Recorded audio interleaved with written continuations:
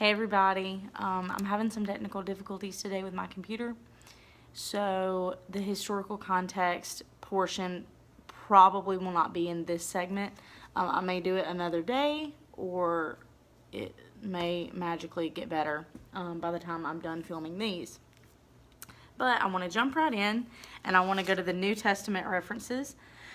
Isaiah 63:9 says, "In all their distress, he was too distressed, and the angel of his presence saved them. In his love and mercy, he redeemed them. He lifted them up and carried them all the days of old." And I thought that was really interesting that it was talking about God being the Redeemer, because I always think about like Jesus redeeming us. And I don't know if any of y'all remember that old song by Nicole C. Mullen. And she sang, "I know my Redeemer lives. I know my Redeemer lives." Well, I always thought about Jesus, and I think that song is talking about Jesus. And then when I Googled the Redeemer, a picture of Jesus came up. But it's really odd because in all the verses that I tried to find the Redeemer, like they were all Old Testament references except for one. And so I went to that, and it's in Acts 7. And it's Acts 7, 30 through 36. And it says, "After 40 years had passed, an angel appeared to Moses in the flames of a burning bush in the desert near Mount Sinai. When he saw this, he was amazed at the sight.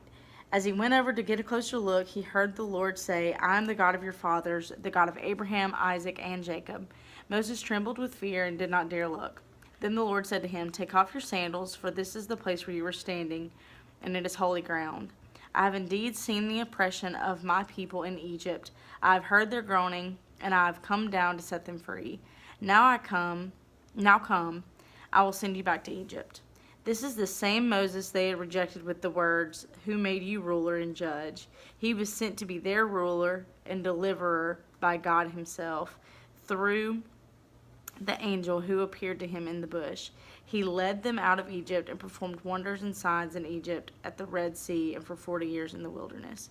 So in the version that I read online, which my computer's down now, but they referred to God as the Redeemer in Acts. Well, then I flipped to Acts, and it was an Old Testament reference. So I just thought that was kind of neat. So that in the New Testament, they're referring to God the Redeemer in an Old Testament reference. Just kind of cool. So now I'm going to do the Old Testament reference. So Isaiah 63:12. And let me try to find it. I actually lost my place a second ago.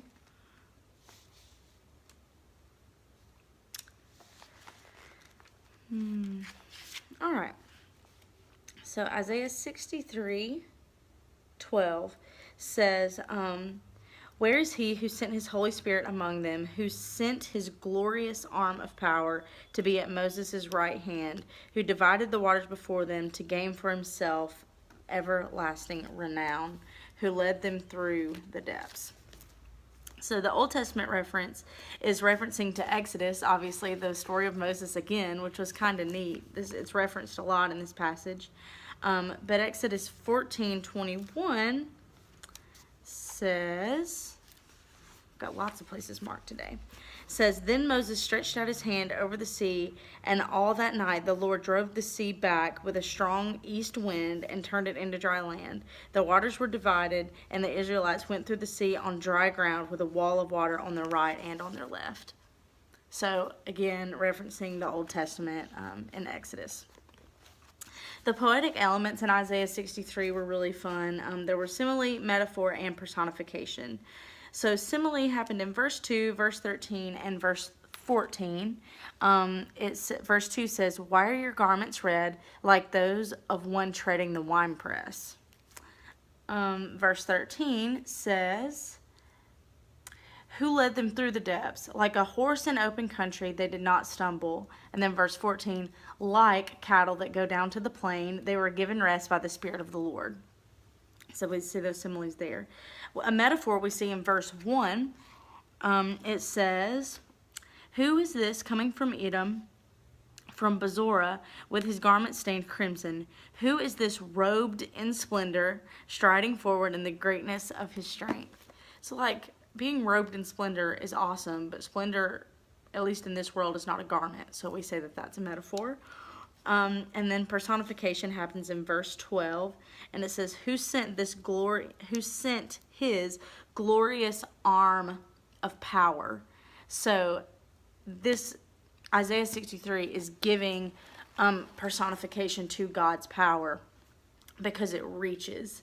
And I thought that was pretty neat because his power does reach down to us and reaches into our life and changes everything. So the themes that I found in this book are love, mercy, and redemption. And those really are displayed perfectly in verse 9. It says, "In their distress, he too was distressed, and the angel of his presence saved them. In his love and mercy, he redeemed them." There's the Redeemer again. "He lifted them up and carried them all the days of old." So we see those themes, I mean, all throughout the Bible. Like, God obviously has love and mercy for all of his children. But then in verse 9, verse 15, and verse 6, we see the wrath of God. So let's go to verse 6 first. It says, "I trampled the nations in my anger. In my wrath I made them drunk and poured their blood on the ground." Verse 10 says, "Yet they rebelled and grieved his Holy Spirit. So he turned and became their enemy, and he himself fought against them." And then verse 15 says, "Look down from heaven and see, from your lofty throne, holy and glorious. Where are your zeal and your might? Your tenderness and compassion are withheld from us." So you do kind of see that God has love and mercy, but then also that he doesn't tolerate when people mistreat him and grieve his spirit.